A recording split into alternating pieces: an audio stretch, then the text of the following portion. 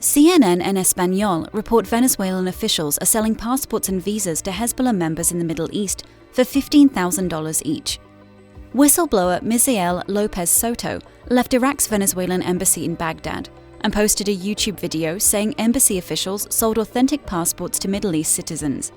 He said, under the complacent eye of diplomats in the mission, in Baghdad, local employees delivered visas, passports, birth certificates, and other types of Venezuelan documentation to citizens of Syria, Iraq, Palestine, and Pakistan. He added, in many cases they were tied to terrorist groups, mostly of the Shiite variety. He also claimed Venezuelan criminals could also buy Iraqi identities and thereby escape their past criminal records. Lopez, currently in Toledo, Spain, was interviewed by CNN and Español. He confirmed the documents went to terrorists. He said Ambassador Jonathan Velasco gave me an envelope full of visas and passports and told me, take care of this, you have $1 million in your hands. Lopez added, I thought it was a joke, but he, Velasco, later explained to me that in Iraq, people paid a lot of money for a visa or a passport. Lopez recalled one incident where an embassy member tried to sell 13 Venezuelan visas to Syrians for $10,000 each. Lopez said, her excuse was that they wanted to go to the World Cup in Brazil 2014. I suspected they were terrorists, so I completely refused. CNN found evidence of up to 173 Middle East nationals getting authentic Venezuelan documents, including passports, between 2008 and 2013. They claimed some had ties to terrorism.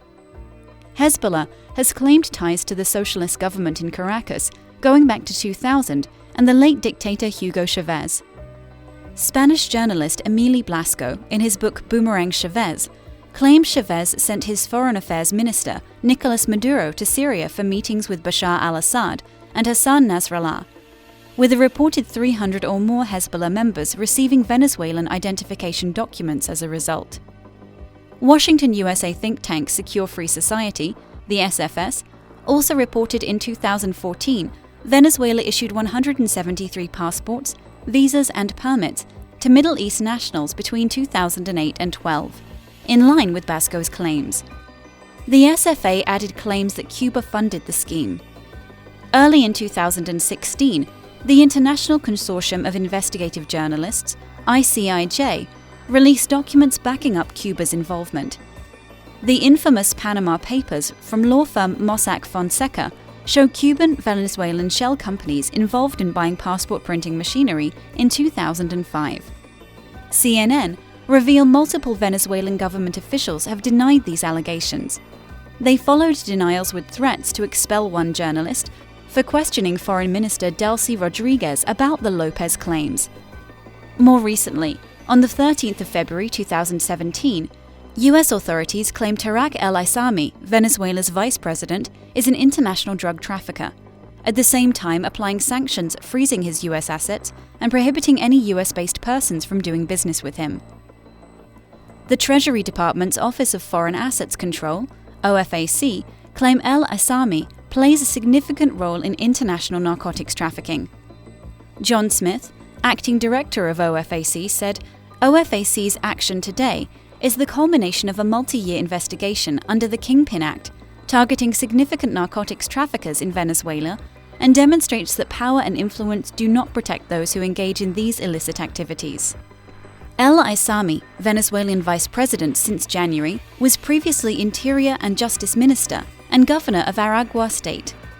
The Treasury Department claim he facilitated shipments of narcotics from Venezuela to include control over planes that leave from a Venezuelan airbase and narcotic shipments of over 1,000 kilograms from Venezuela on multiple occasions, including those with the final destinations of Mexico and the United States.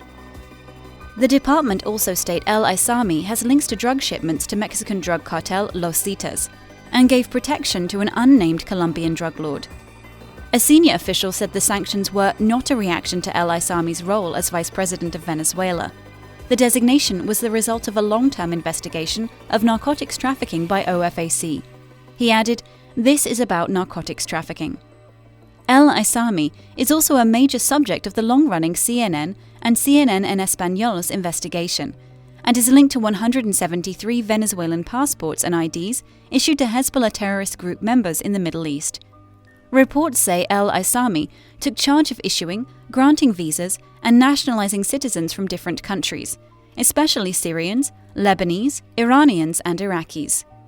Aissami has repeatedly failed to respond to CNN's questions, and the Venezuelan government have made no response in reply to CNN's repeated questions about the OFAC sanctions.